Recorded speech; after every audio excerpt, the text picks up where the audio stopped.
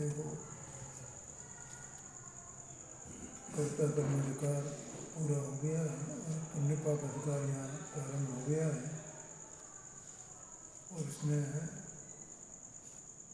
5-6 छंद हो चुके हैं इसमें। देखो इसका जो विषय है पुण्य पाप अधिकार का, जैसा कि यहाँ पर दिया है पुण्य पाप एकत्व द्वार, ऐसा नाम है ना उसका। क्या है, अज्ञानी जीव पुण्य और पाप में भेद करता है, द्वैत मानता है, दो अलग अलग हैं ये। और किस तरह मानता है ये अच्छा कि हाँ कि पाप तो बुरा है और पुण्य अच्छा है, ऐसे द्वैत मानता है। तो यहाँ ये सिद्ध किया है सदकार में कि पुण्य पाप में द्वैत नहीं है, वे एक ही है। हाँ जी हाँ, ऐसा सिद्ध किया है। तो अज्ञानी का जो प्रश्न है, जो उसकी शंका है, वो शंका ये है कि कारण, स्वाद, स्वभाव और फल 4 प्रकार से पुण्य और पाप में अंतर है, भेद है।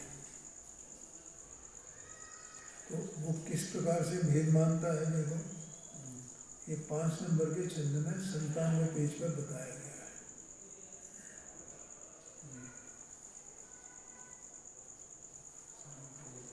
इसमें लिखा है इस 5 नंबर का छंद है, संकलेश परिणामन सो पाप बंध हुए। ठीक है, माने जो पाप बंध के कारण है, पाप के कारण है, वे संकलेश परिणाम है। और विशुद्ध सो पुण्य बंध, और विशुद्ध परिणामों से पुण्य बंध होता है। तो पुण्य का कारण न्यारा है और पाप का कारण न्यारा है, तो कारण से दोनों को अलग अलग मानता है। फिर कहता है पाप के उदय असाता ताको है कटुक स्वाद। पाप का उदय जब आता है अर्थात असाता का उदय आता है तो वहाँ वो उसका स्वाद जो है कड़वा है, ये स्वाद की बात है। और पुण्य का मीठा स्वाद है, इसलिए दोनों में अंतर है। तीसरा है स्वभाव। पाप संकलेश रूप, पुण्य है विशुद्ध रूप, तो दोनों में अंतर है स्वभाव में। एक संकलेश रूप है और एक विशुद्ध रूप है। दोनों को स्वभाव भिन्न भेद एवं पकानी है। अब फल बताते हैं, पाप से कुगति हुए, पुण्य से सुगति हुए। ऐसा फल भेद प्रत्यक्ष प्रमाणी है, प्रत्यक्ष में ही दिखाई देता है। तो आचार्य देव ने यहाँ उत्तर दिया है उसका 6 नंबर के छंद में। देखो शिष्य की शंका का समाधान। ये 6 कल हो गया था और इसका अर्थ छूट गया था, तो अर्थ जो है मैं पढ़ के बताता हूँ आपको, तो उससे वो शिष्य की शंका का समाधान भी इसमें आ जाएगा। देखो अर्थ है, अब वो उसका खंडन करते हैं उसकी शंका का। उसे जो शंका है शिष्य को, क्यों प्रकाश जी समझ में आया? पहला कारण था, तो यहाँ ये कह रहे हैं कि पाप बंध और पुण्य बंध दोनों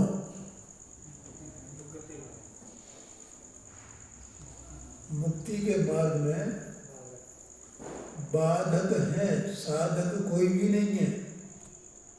पाप बंध भी मुक्ति मार्ग में बाधक है और पुण्य बंध भी मुक्ति मार्ग में बाधक है। इसका मतलब दोनों ही समान रूप से मुक्ति के कारण नहीं है, धर्म के कारण नहीं है। तो कारण से कारण अपेक्षा से एक प्रकार के हो गए ना, ऐसा समझना। 98 पेज पर है, 6 नंबर छंद का अर्थ चल रहा है। पहला, इससे दोनों ही समान है। अब दूसरा, स्वाद वाली बात। इनके कटु और मिष्ट स्वाद पुद्गल के हैं। तो अच्छा लगता है ना, अनुकूलता का वेदन, तो अनुकूलता का वेदन होगा प्रतिकूलता का। अनुकूलता प्रतिकूलता सब पुद्गल की है, समझ गए ना। तो स्वाद समान हुआ ना, अनुकूलता भी पुद्गल और प्रतिकूलता भी पुद्गल, तो दोनों का स्वाद समान हुआ। इसलिए दोनों के रस कहो के स्वाद कहो वो भी समान है। ये बहुत गंभीर है, चिंतनीय है, क्योंकि जीव का माने अंतरंग में ये पक्षपात पड़ा ही रहता है। इस जीव को पड़ा है, पुण्य अच्छा और पाप बुरा है, समझ गए। क्योंकि जीव को जब तक सम्यक दर्शन नहीं होगा है, और आत्मा का हित का विचार नहीं होगा, तब तक उसे ऐसे ही लगेगा। लेकिन यहाँ तो आत्मा के हित की तरफ से देखें तो पुण्य पाप दोनों एक जैसे ही है ना, चारों प्रकार से, कारण से, स्वाद से, स्वभाव से और फल से, चारों प्रकार से। भाई जीव का प्रयोजन क्या है? जीव चेतन वस्तु है ना, तो इसका प्रयोजन है सुखी होना। और सुख माने स्वाधीनता जो होए, अपने से ही होए, जिसमें पर का को पराधीनता नहीं होए, बाधा नहीं है। हाँ बाधा नहीं। हाँ, बाधा रहे तो बाद में, पहले पराधीन नहीं होए। जगत में जो सुख है वो तो सब पराधीन है ना, तो जहाँ पराधीनता होगी तो वहाँ तो आकुलता रहेगी, आकुलता रहेगी तो दुख रहेगा। बोलो अपन लोक में भी देखें, साहब हम ये सब आपकी व्यवस्था कर रहे हैं, हम जहाँ तो मतलब पराधीन है क्या नहीं है यहाँ पर? दूसरे लोग अपनी व्यवस्था करें, अपन वहाँ रहें जा कर के, ठीक है। छोटी छोटी बातों के लिए अरे यार ऐसा ये ऐसा ये ऐसा, अपने घर में तो अपन अपना खुद ही कर लो जैसा भी करना हो, लेकिन वहाँ तो छोटी छोटी बातों के लिए उनसे कहना पड़ेगा ना। अब किसी को कह दिया, उनने कहा कि भैया वो नौकर मैंने भेज दिया, मैं फलाना कर दिया, इससे कह दिया उससे कह दिया, करे न करे, बार बार कहना भी अच्छा नहीं लगता है,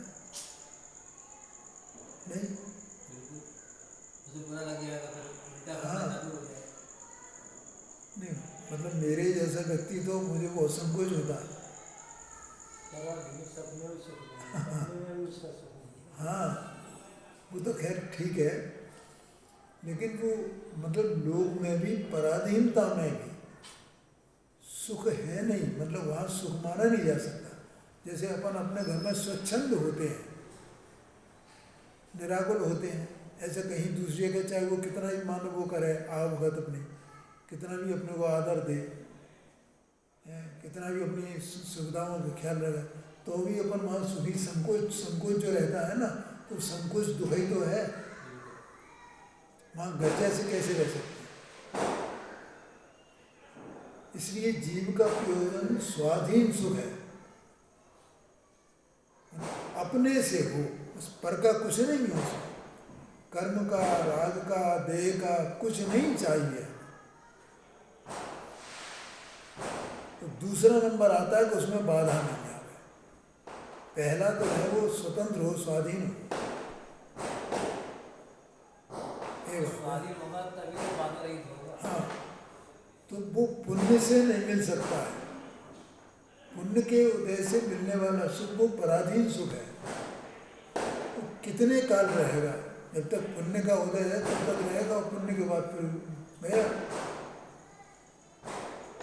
ये कहते हैं। इसलिए इस प्रयोजन के हिसाब से हम देखें तो जीव का जो सुख ये चाहता है वो स्वाधीन सुख चाहता है, और निराबाद सुख चाहता है, और अक्षय सुख चाहता है, अनंत सुख चाहता है, और एक बार हो जाए तो वो शादी अनंत काल के लिए रहे, ऐसा सुख चाहता है। तो ऐसा सुख क्या पुण्य से मिल सकता है? पुण्य तो आकुलता का ही कारण है। तो सामग्री मिलाएगा वो कुछ नहीं है, वो सब आकुलता है। आकुलता ही है ना वो। हाँ, ये बात है। मिलेंगे तो आकुलता, मिल जाएगा तो होने की आकुलता। इसलिए बहुत गंभीर बात है ये। और ये तो जो स्वाध्यायी है, गंभीर है स्वाध्याय के प्रति, तत्व को समझने की जिसकी रुचि है उसी वो ही ये जान सकता है, अनुभव कर सकता है, मान सकता है इस बात को कि हाँ वास्तव में इसमें आकुलता है। कारण, स्वाद, स्वभाव और फल के हिसाब से चारों प्रकार से ये पुण्य पाप समान ही हैं, इनमें कोई भेद नहीं है। और इसलिए जैसे मुझे पाप नहीं चाहिए वैसे मुझे पुण्य भी नहीं चाहिए, मुझे तो मेरा आत्मा चाहिए। ये बात यहाँ बताना चाहते हैं आचार्य।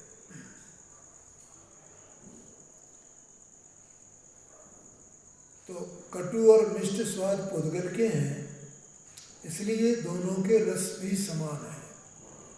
ठीक है। तीसरा कहते हैं संक्लेश और विशुद्ध भाव दोनों विभाव हैं। संक्लेश भाव और विशुद्ध भाव, ठीक है, माने तीव्र कसाय और मंद कसाय दोनों विभाव है ना। आत्मा के स्वभाव तो नहीं है, स्वभाव से तो विपरीत है, इसका मतलब आत्मा से ही विपरीत है वे दोनों के दोनों। तो दोनों का एक जैसा स्वभाव हुआ ना, विभाव रूप है, आत्मा के स्वभाव के अनुकूल नहीं है। इसलिए दोनों के भाव भी समान हैं।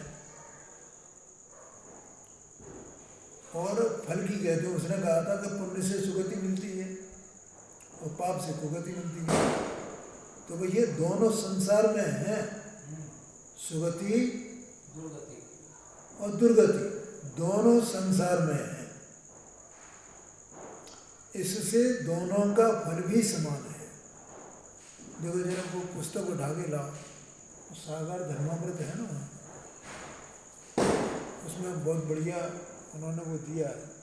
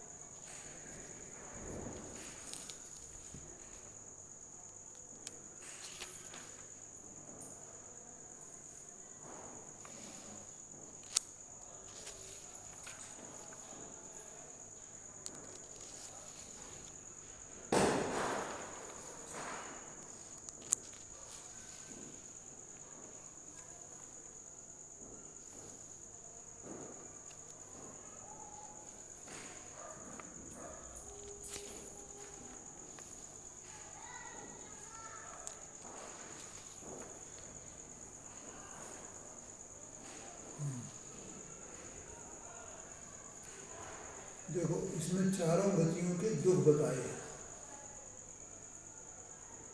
चारों गति के। पाप से वे दुख होते हैं ना वे, और पुण्य से जो देवादी गति मिलती है वहाँ भी कैसा दुख है। वो भी बताया। तो मैं आप लोगों को चारों गतियों के दुख यहाँ बताए गए हैं, प्रसंगवश में बता देता हूँ। देखो, नारकियों का अत्यंत दुस्सह आंतरिक संताप, संतप्त रहता है, माने विशेष प्रकार का दुख का परिणाम, माने वैसा विशेष प्रकार का दुख का परिणाम किसी दूसरे जीव का नहीं होता जैसा नरक में होता है। हाँ जी। परम दुर्गंध बहुत रहती है वहां। कठोर स्पर्श माने जमीन जो रहती है ना, जहाँ भी हाथ लगा है वहाँ कठोरता है, कांटे जैसे। कुछ भी चाक है, संगी पंचेंद्रिय होता है ना नार की, तो कटुक रस, कड़वा स्वाद, घोर कड़वा।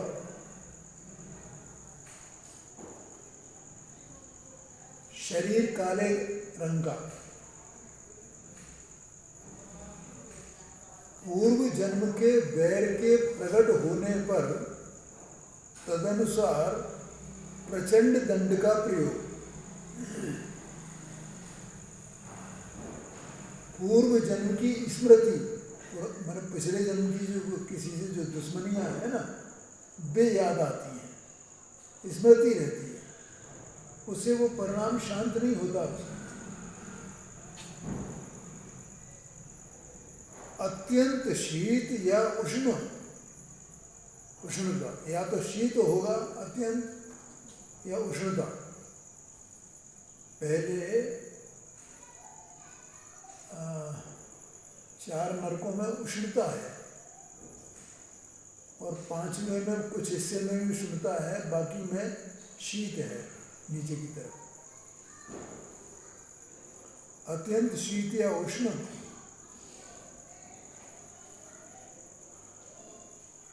जन्म होते ही मधुमक्खियों के छत्ते के समान जन्म स्थान से नीचे को मुख किए हुए जलती हुई आग में गिरना। छत्ता नहीं लगा रहता ऊपर, ठीक है, तो जन्म कहाँ होता है? ऐसी जगह पर होता है, नीचे गिरता है, और वहां से फिर नीचे गिरता है। हाँ, और नीचे आग जल रही है, उसमें गिरता है। ये स्थिति है। उपवाद जन्म होता है ना इनका, तो ऐसे जन्म होता है ऊपर की तरफ, और वहाँ से उल्टा बिल्कुल, और वहाँ से गिरेगा नीचे। जैसे जन्म हुआ वैसे गिरेगा नीचे।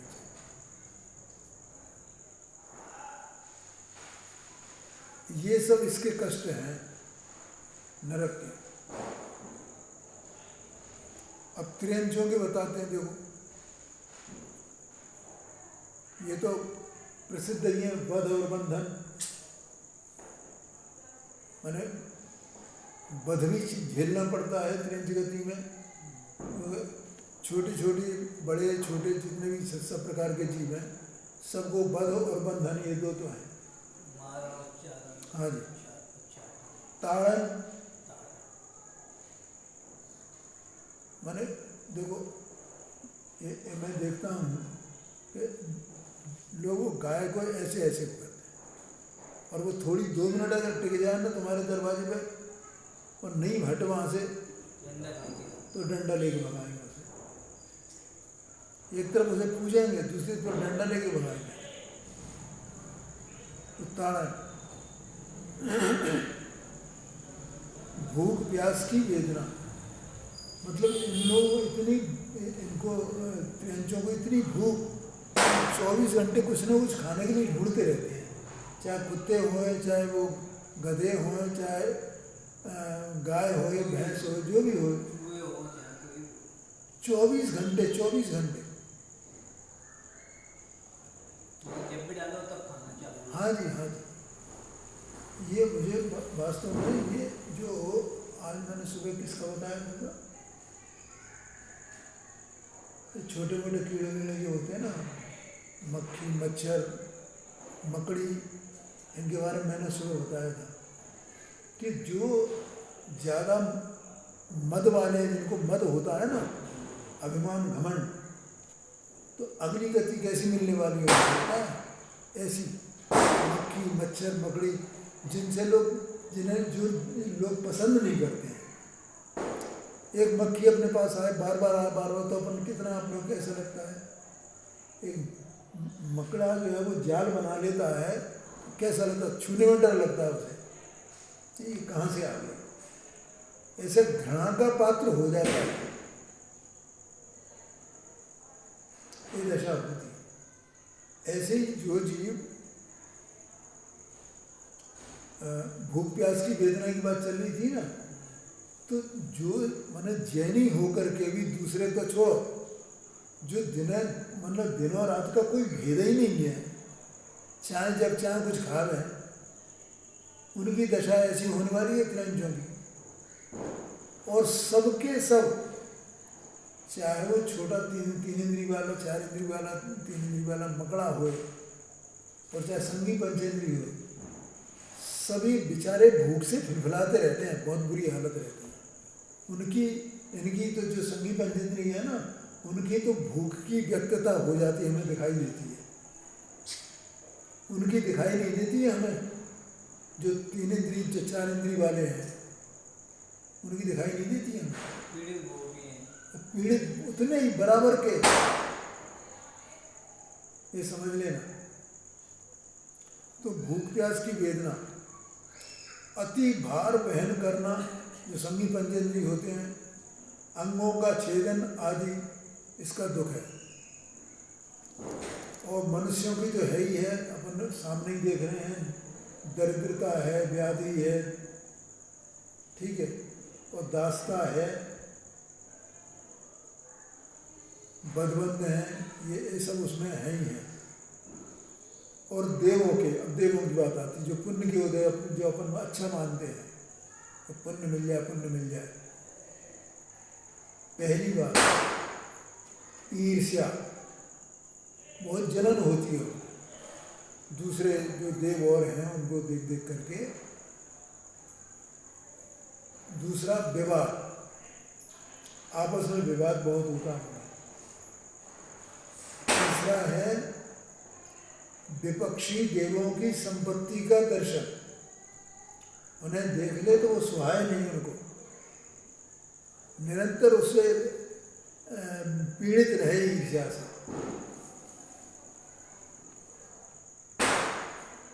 प्रिय देवांगना का मरण, उससे बहुत संक्लेश परिणाम होता है उसको। और अपने मरण की चिंता, और उनमें जो देव होते हैं ना, तो देव में वो कितने प्रकार के होते हैं, 10 प्रकार के होते हैं शायद। तो 10 प्रकारों में बहुत से तो ऐसे होते हैं जो दास बन के रहते हैं दूसरे देवों के। हाँ हाँ है, हाँ हाँ हाँ, उनके नौकर चाकर, सवारियाँ बनना, ये सब उनके दास बन के रहते हैं। जो ज़्यादा पुण्य वाले, मतलब यहाँ जिन्होंने सम्यक दर्शन इत्यादि प्राप्त किया, तो वो उच्च दशा को प्राप्त करते हैं वहाँ। और जो जिन्होंने सम्यक दर्शन प्राप्त नहीं किया है, और वैसे ही पुण्य बंद कर लिया, तो वहाँ दास बन जाते हैं जाकर, ये रहता है। तो वहाँ कितनी मतलब कैसी दशा होती है। तो कायदा सुख है वहाँ पर, अपने को सम्यक दर्शन हुए नहीं, और बस वो पुण्य कर लें, पुण्य कर लें, तो ये पुण्य के ठाट ये है। हाँ जी, हाँ जी। इसलिए सबसे ज़्यादा जरूरी है कि सम्यक दर्शन होना, सम्यक दर्शन के लिए स्वाध्याय होना, ये है। तो इस तरह से पुण्य और पाप में कोई अंतर नहीं है, दोनों के फल भी समान है। दोनों के कारण, रस, स्वभाव और फल में तुझे अज्ञान से भेद दिखता है, समझ गए? और देखो भैया कि ये जो पुण्य पाप वाली धारणा है ना, ये भी हम जो जैनी है ना उनमें ही ज़्यादा है, क्योंकि हमारे यहाँ पुण्य पाप की व्याख्या अच्छी तरह से की गई है। बाकी और दूसरे मतों में क्या पुण्य है? भागवत सुन लो वो पुण्य हो गया, गाय को रोटी खिला दो उसमें पुण्य हो गया, गाय के माथे पे ऐसे हाथ लगा के अपने माथे पे लगा लो ये पुण्य हो गया। ऐसी बातों से तो पुण्य मानते हैं। क्या क्या क्या पुण्य पाप की मान की व्याख्या? पर ऐसी बातों से पुण्य होता है क्या होगा? क्योंकि भागवत हो चाहे रामायण हो, उसमें विषय के सारे को पोषण है सब, तो वहाँ पुण्य है कि पाप है? और ये कितना बड़ा ग्रहित माने इतना घोर ग्रहित मिथ्यात्व है ये, जो वो गाय को छू करके उसे वो मानना, ये तो पाप ही पाप है, उसे भी पुण्य मान रहे हैं। और तमाम लौकिक जो मूर्ताएं हैं जो अपने यहाँ जिनको वर्जित किया गया है कि कम से कम लौकिक मूर्ताएं तो नहीं हो, उन लौकिक मूर्ताओं को वो अध्यात्म कहते हैं। क्या कहते हैं पता है? अध्यात्म। ये अध्यात्म है साहब। तो वहाँ कुछ ठिकाना ही नहीं है। तो ये पुण्य पाप की व्याख्या तो यहाँ की गई है। हम हमारे यहाँ भगवान ऐसे देव गुरु शास्त्र इनका वंदन करके इससे पुण्य होता है, इनका पूजा करो, इनका प्रक्षाल करो, है वैयावृत्ति करो, मंदिर की गुरुओं की वैयावृत्ति करो, इनसे पुण्य होता है, इन क्रियाओं से। बोलो। और ये सब त्यागो, हिंसा झूठ चोरी खुशी परग्रह के ये जो पाप के भाव हैं इन्हें छोड़ो, इनका त्याग करो। तो ऐसा अपने हम जो बताया जाता है वैसा वहाँ कुछ बताया ही नहीं जाता है इस प्रकार। क्यों? वहाँ तो चोरी को भी पुण्य मानते हैं नहीं? हाँ, उसे भगवान मानते हैं, लीला मानते हैं। हाँ जी। परनारी गमन, अपने यहाँ उसको पाप कहा, व्यसन कहा, दुर्गति का कारण कहा, और वहाँ वो राधा के साथ में उसकी वो प्रतिमा बना दी है, क्योंकि राधा परनारी थी, उसके साथ ब्याह ही नहीं हुआ उसका उनके हिसाब से। अपने यहाँ तो अपने पुराणों में कोई राधा नाम का कोई पात्र ही नहीं है, ये समझ लेना। तो इस प्रकार से अपने यहाँ जो व्याख्या की उसके अनुसार अपन जो है वो मरे जाते हैं। अपनी लार टपकती है उसकी पुण्य के लिए। पुण्य करना, पुण्य से मिल जाएगा। क्या मिलेगा मुझे? जो अभी मिला है ये क्या कम है? और इस अभी जो मिला है इसका तो उपयोग करना नहीं चाहता है, और आगे की चिंता पहले करता है। ये जो अभी है ये पुण्य तेरा, यह मानुष पर्याय सुकुल सुनमो जनवाणी, ये पुण्य नहीं है, काका से मिला है पुण्य से। तो इसका तो उपयोग करता नहीं है, जनवाणी तो सुनता नहीं है। साथी से चिंता है, हाँ, तो वो करना जरूरी है, और वो स्वाध्याय करना जरूरी है, सम्यक दर्शन प्राप्त। यहाँ तक इतना तो ये तो पुण्य है ही भाई, इसके लिए तो देव भी तरसते हैं मनुष्य पर्याय के लिए। तो खैर, तो इस प्रकार से यहाँ कहते हैं ज्ञान दृष्टि से दोनों में कुछ अंतर नहीं है, पुण्य और पाप में। दोनों आत्म स्वरूप को भुलाने वाले हैं। माने जो उसमें अटका, काय में अटका? पुण्य पाप में। पाप बुरा है और पुण्य अच्छा है, इसमें जो अटका तो वो आत्म स्वरूप को भुलाने वाला है। इसलिए महाअंधकूप है, और दोनों ही कर्मबंध रूप हैं। इससे मोक्ष मार्ग में इन दोनों का त्याग कहा है। पाप का त्याग कहा और पुण्य का भी त्याग कहा मोक्ष मार्ग में। नहीं आया ख्याल में? इसका मतलब कि हम क्या चाहते हैं, हमें पुण्य चाहिए या मोक्ष मार्ग चाहिए? मोक्ष मार्ग चाहिए।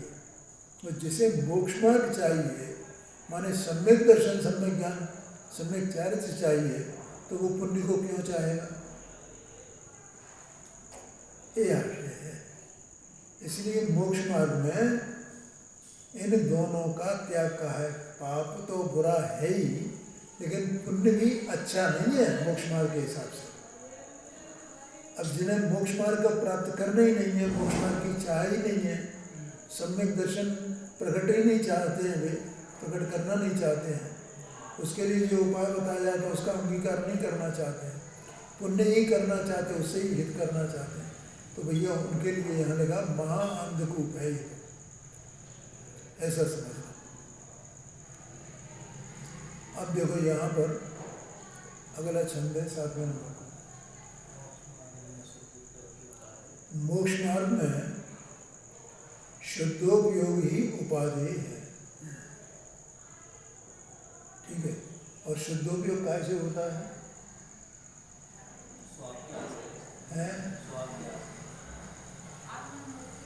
हाँ, आत्मा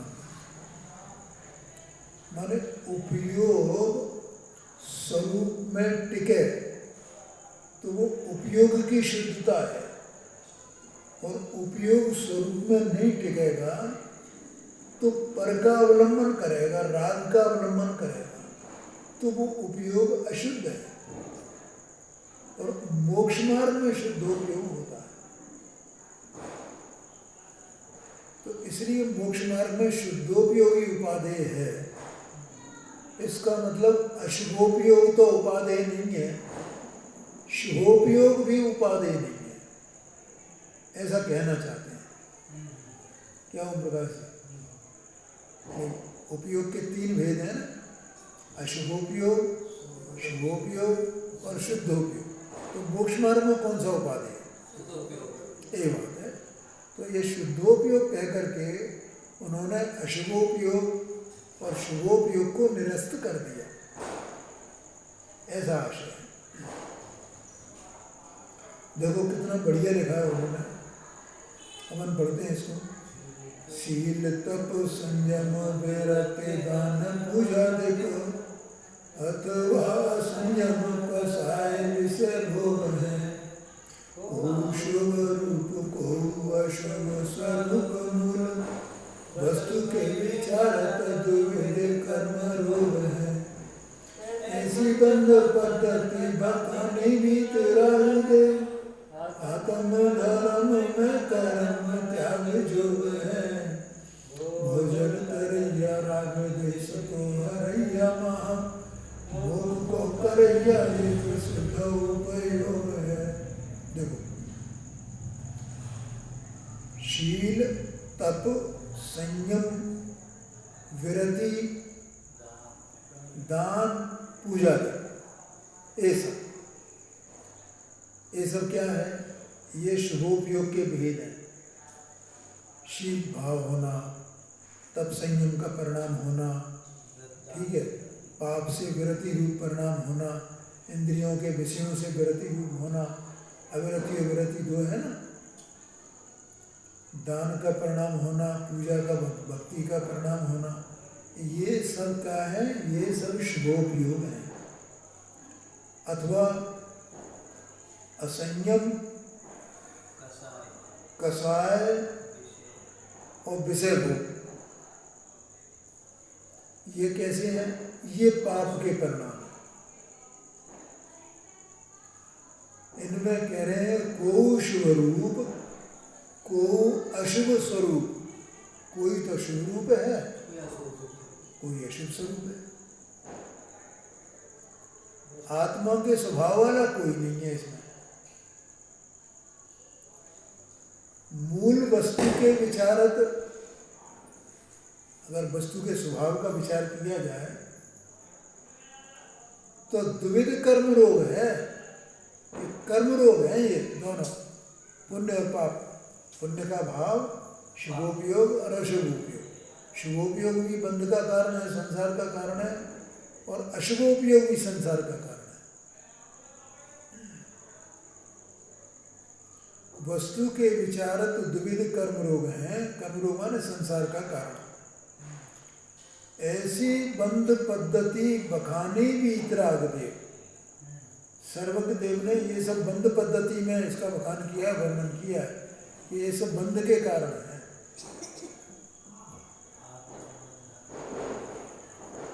समझ गया ना?